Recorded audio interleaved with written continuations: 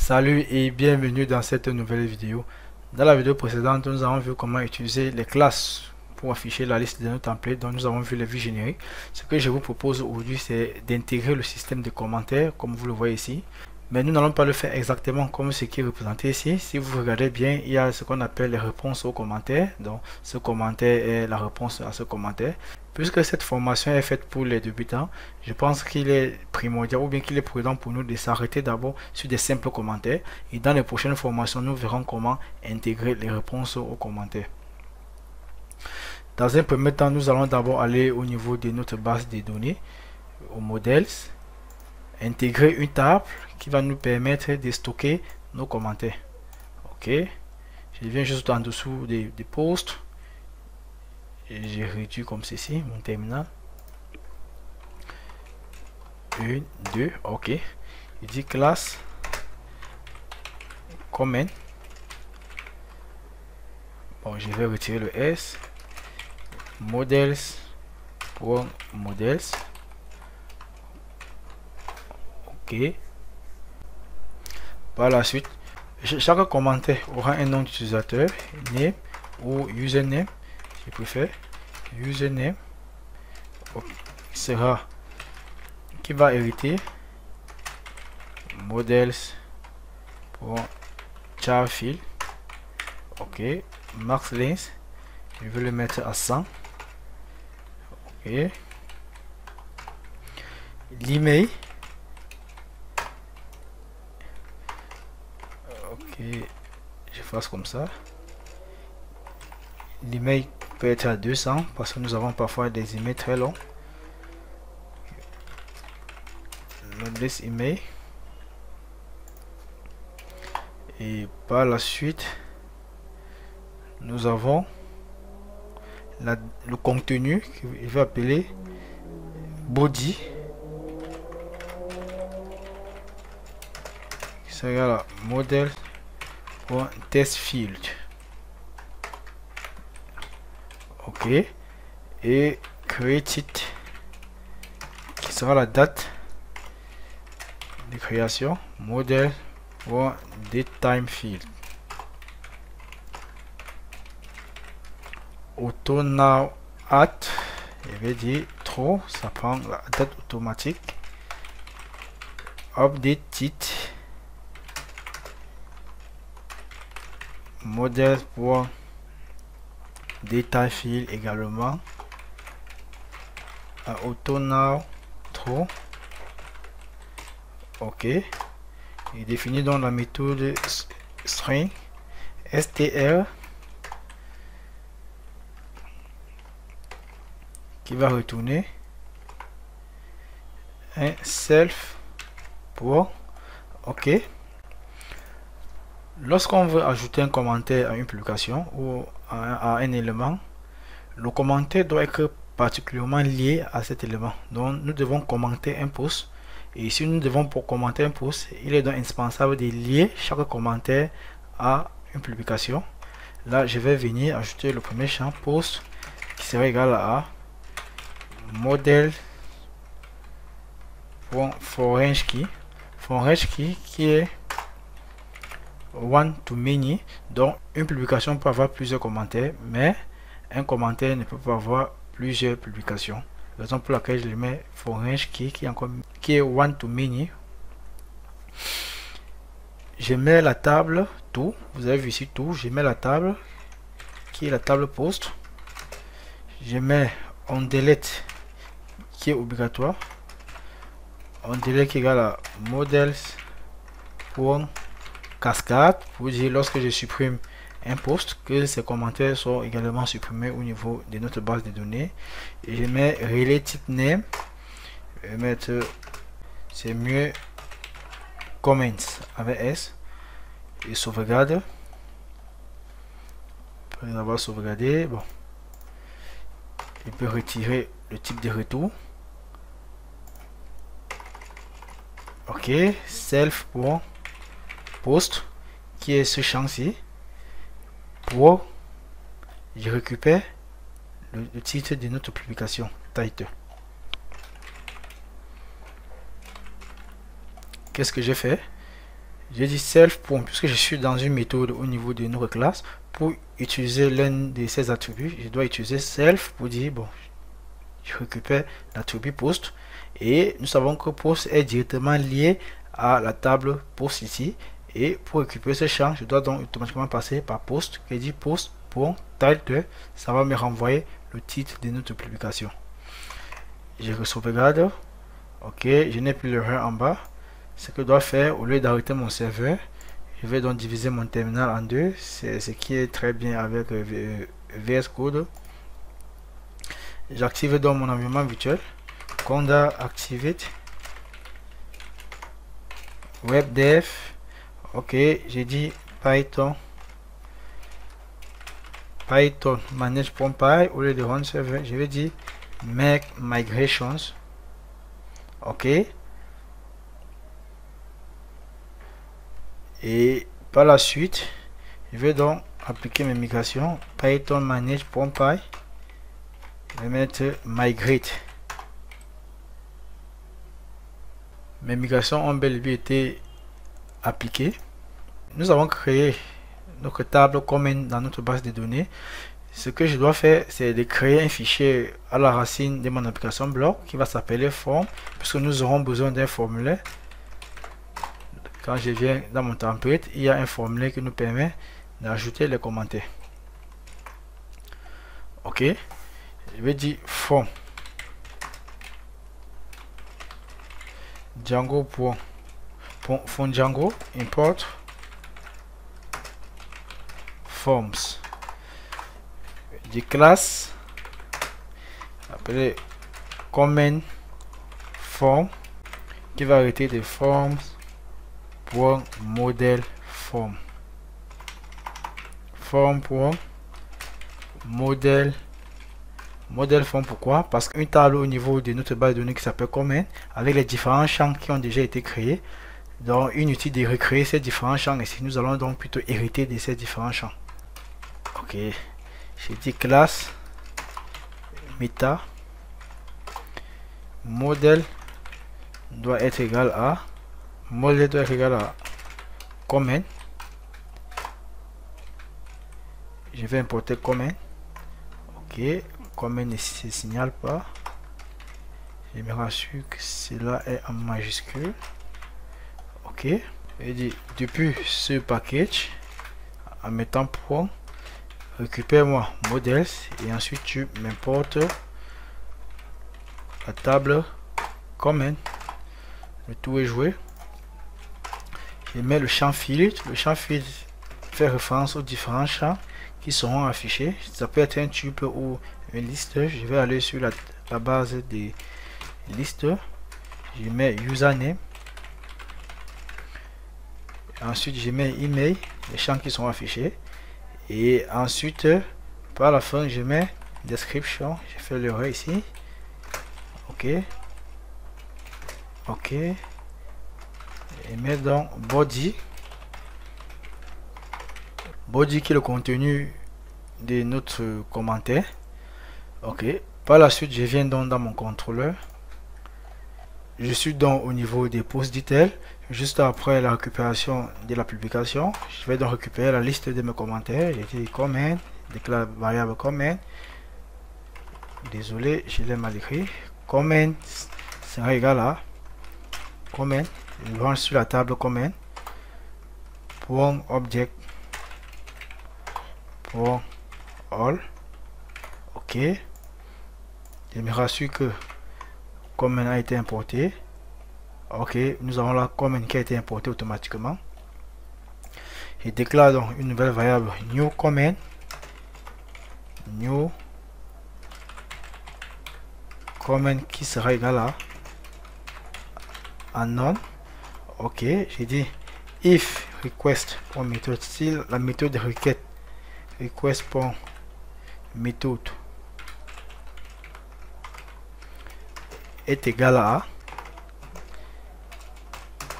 post, pour dire si la requête des méthodes qui est passée est de type post. Donc si on soumet un formulaire, qu'est-ce que j'ai fait? J'ai dit donc, j'ai dit comment form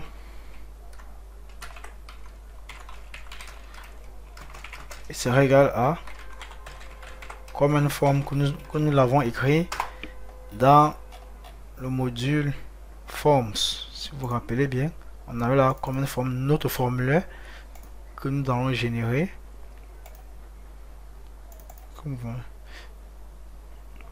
Ensuite, common form, voilà, common form a été importé loin en haut. Je vais le mettre en bas. Ok. Pas de soucis, jusque là tout marche bien. Il dit récupère-moi tous les données qui sont passées dans le formulaire. Request.post. Ok.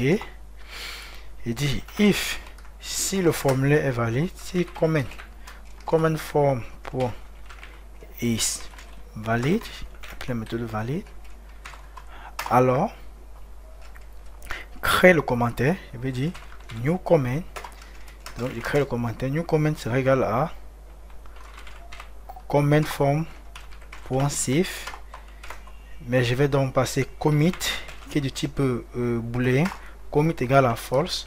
Donc je crée le commentaire, mais je ne l'enregistre pas. Désolé. Je crée mon commentaire, mais je ne sauvegarde pas dans ma table au niveau de ma base de données. Ok, j'ai dit donc new comment .post. New comment .post sera égal à quoi? Si vous vous rappelez bien, dans ma base de données, j'avais comment post, donc je vais donc associer le commentaire à notre publication. Raison pour laquelle je dis donc new comment.post sera égal à post. Post qui est la publication juste que j'ai récupéré en haut là. Cela veut dire je peux donc sauvegarder mon commentaire maintenant et dire donc new comment.save. Lorsque je ne mets pas de paramètres au niveau de ma méthode save, cela signifie que commit est par défaut à true. Maintenant, qu'est-ce qui arrive si la méthode de requête est fausse? Je dis else. Donc, si la méthode de requête qui est passée n'est pas du type post, si c'est plutôt du type get, lorsque l'utilisateur demande une page, lorsque vous vous rendez à la page post detail, qu'est-ce qui se passe? Je dis comment form sera égal à comment form qui est vide. Je renvoie un formulaire vide et ensuite je passe donc tous ces paramètres au niveau de mon template. Ok, oups, c'est bon. Je mets la virgule, copier coller, copier comme ceci, et donc comment qui est la liste de nos commentaires. Ok, et copier également cool. J'ai la new comment. Ok, je me rends dans post detail. Désolé.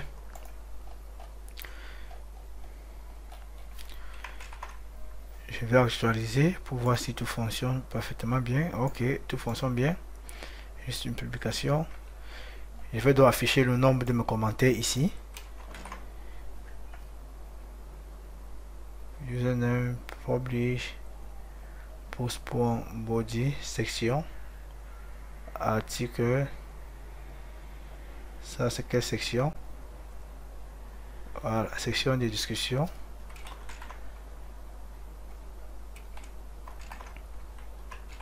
Okay, avant le formulaire qui est form, je vais mettre donc un H2. Ok. Dans ce H2, je vais définir, je vais dire 8 comment, qui est ce comment ci. Je vais diviser mon éditeur en deux, F11, ok, pour rendre les choses un peu plus claires. Oups. Ici donc j'ai mon template, ça prend toute de place. Okay. Voilà. désolé. Bon, j'ai comment, qui est ce comment que j'ai passé ici, la liste de mes commentaires. Comment.count, je vais utiliser l'ORM de Django dans le template pour compter le nombre de commentaires as total comment. Total comment. Ce que je veux, c'est d'afficher le nombre de commentaires et ensuite je mets là comment ou commentaire. Je vais donc dire total comment. Total comment. Ok, là j'ai le nombre de commentaires et je vais mettre là comment. Ce que je veux ensuite, c'est quand nous avons plus d'un commentaire, que ce comment prenne S. Si nous avons moins de 2 commentaires, que ce comment. Ce que je veux, c'est que lorsque nous avons plusieurs commentaires, que ce comment prenne S. Je vais donc utiliser donc le filtre et le total comment. J'utilise pipe et dit pluralize. Pluralize. Ok. Par la suite, j'aimerais donc afficher le nombre de commentaires. Ok. Je supprime le commentaire qui est en bas. Single comment. Bon, je vais laisser single comment. Je vais prendre celui du haut qui est comment 8. Liste comment. Je supprime ça.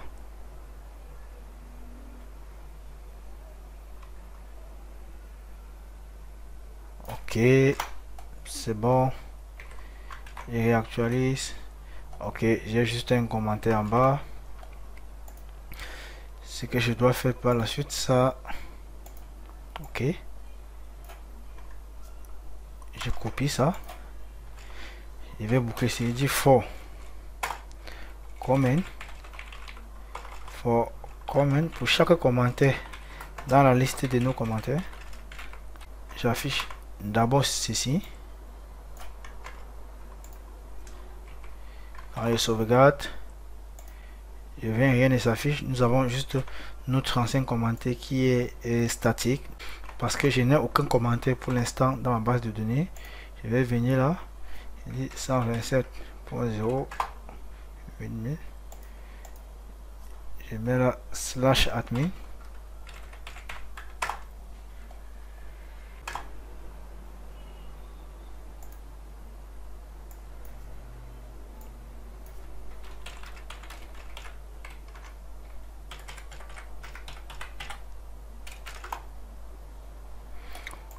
Ok,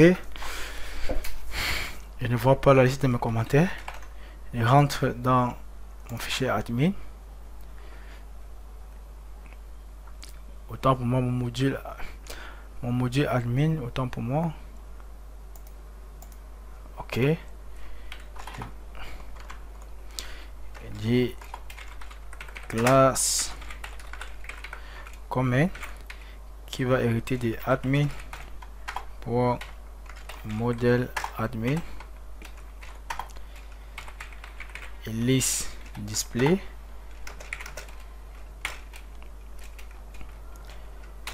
Je prends le username, ensuite je prends la date de création, created,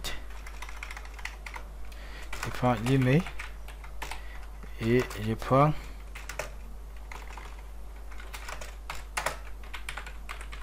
created.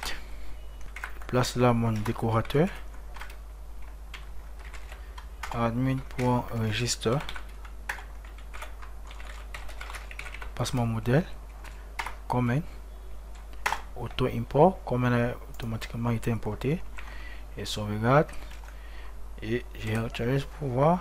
J'ai là ma table comment, 0 commentaire, j'ajoute un commentaire, je sélectionne d'abord le post e-commerce website again, et dit Joël Gemeta.